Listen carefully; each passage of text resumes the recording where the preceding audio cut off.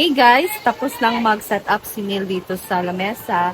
And ito na din ang aking mga ingredients. Naka-prepare na din guys. Ito ang ating main ingredients, ang kamote.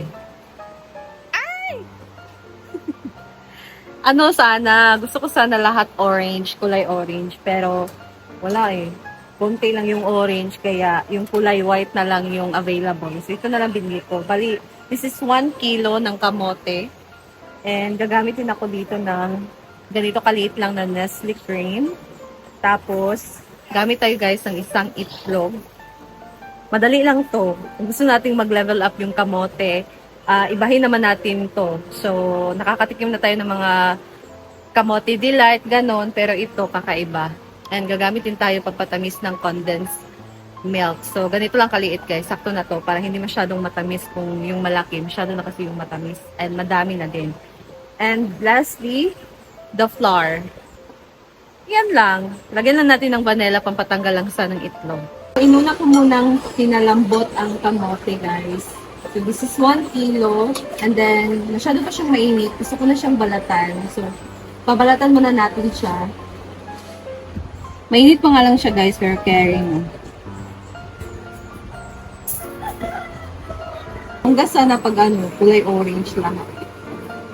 Iwan ko nga kasi talaga dito sa market namin guys. Hindi talaga siya kompleto. Lang hindi siya sira. Ganun ba? Maganda yung kamote na nabili natin guys.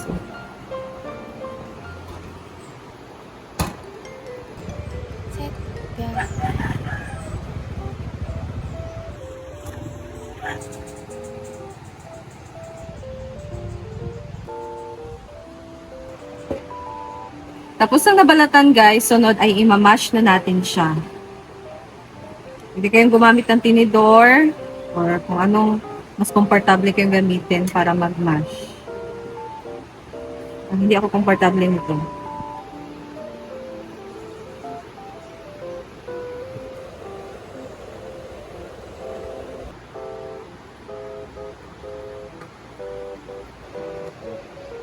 Tapos na nating na-mash guys. Medyo nahirapan talaga kami sa pag-mash no kasi wala kaming smasher.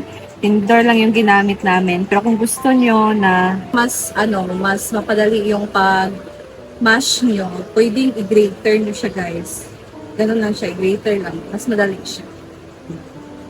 Next, i-transfer natin siya dito guys para mas mas komportable tayo mag-mix ng ibang ingredients.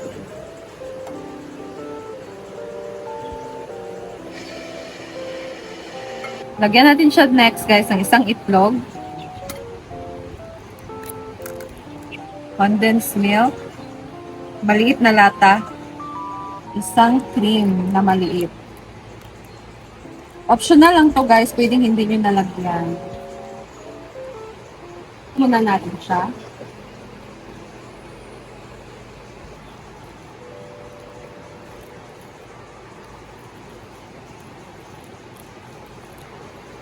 Ang bango niya guys, promise. Ang sarap na niyang kainin.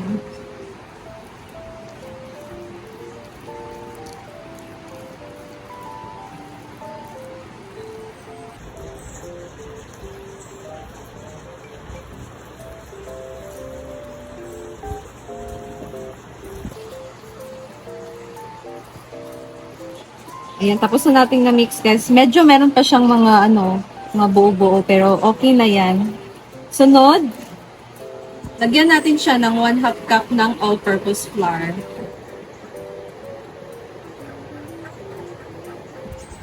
Yan, i-mix lang natin guys hanggang sa well-incorporated na ito and wala na tayong makita dito na flour.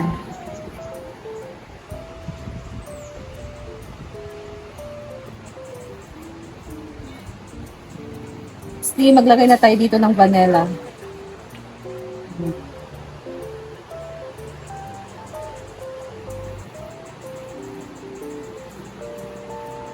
Ito na ang ating cheese guys. Naghiwa ko na siya.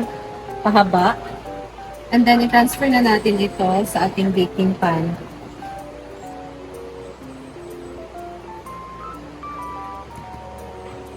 Ano sa kanya ko na? Ay.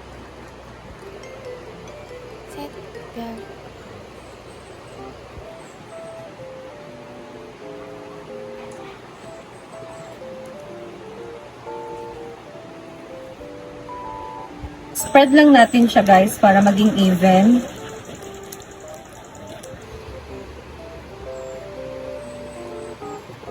Sakto na flatten na natin siya guys. Ganyan lang, maging even lang ang ating top para maglagay na tayo dito ng ating quick melt na cheese.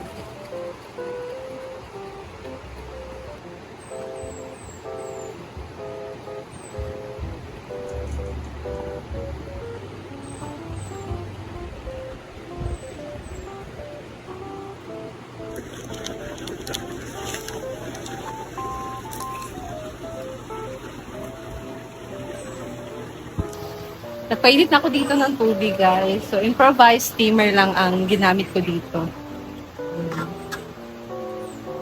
Kumukulo na siya, guys. Andito namang ating kamote.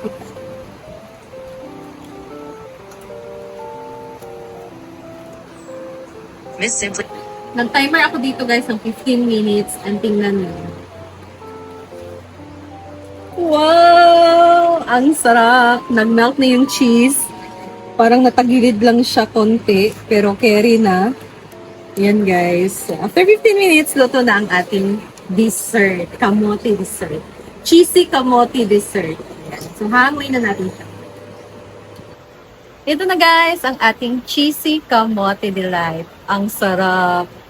Tingnan niyo yung cheese. Nag-melt talaga yung cheese. So, perfect na perfect. And madali lang siyang gawin talaga guys. Steam lang natin. Yan. So, ikakat na namin siya.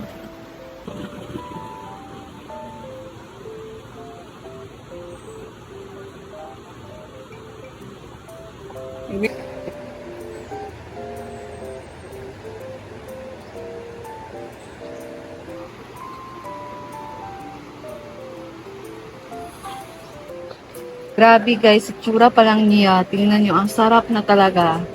Iniwan na namin. It's time to taste our cheesy kamote delight. I'm so excited guys. Kung ano yung lasa niya.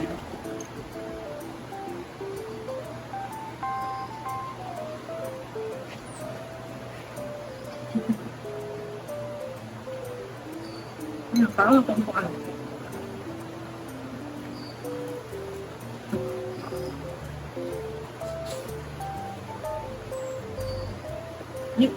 Sakto lang yung tamis niya, guys. Tapos, yung cheese niya, masarap siya, guys. And for me, masarap siyang i-serve pag may handaan, pag merong mga occasion, like mag-fiesta. This one is best for dessert talaga kasi masarap siya and matamis siya. Sakto lang, pero it's best for dessert talaga siya. Must try this one guys. Napaka-easy lang.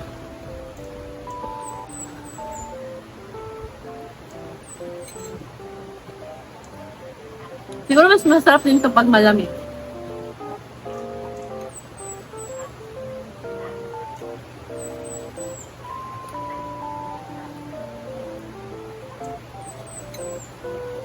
Nagme-melt siya sa mouth mo.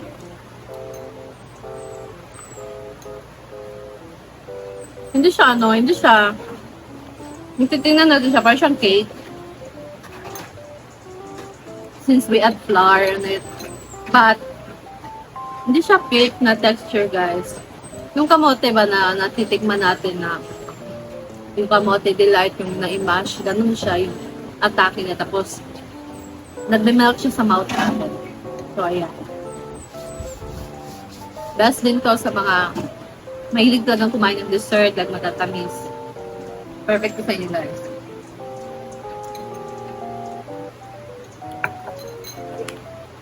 Time to test! Time to taste. You like dessert? It's cheesy kamote delight. Wow! Grabe na, uwi tayo. Ang uwi naman. Cheesy kamote delight. Chess pala ang flavor. Wala, ang dami niyang chess. Yeah, Baka it's ba yung quick cheese melt na na quick cheese. melt?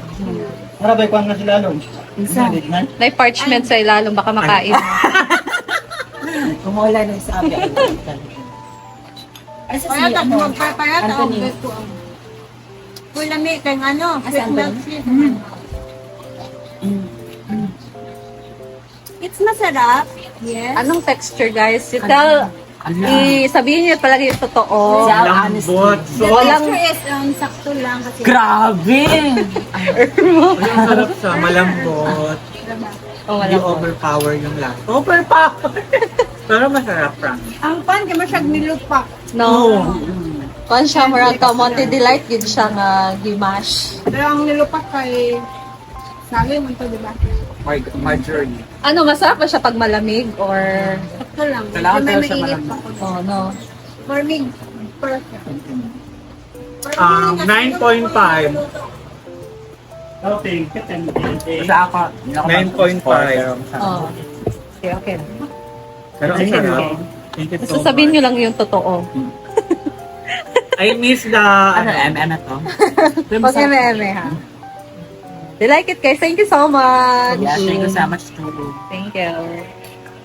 Tapos lagi tayo sa titikman natin kung ano masarap pa kung malamig. Oh. Dapat Try pili naman. joke din sakto na kami. Ay, mga Pare-pareha tag-taste. Ano yung pait? Ubi lang yun ako. Pili ang to niyo yung kamote na wala siya. Katong Ay, mga kamote ka. bangag-bangag mo Tumingin na, lagi. Sao ka na? Kanang... Katong orange or violet man yung pili ko. Na orange, na orange siya na, pero gamay raman.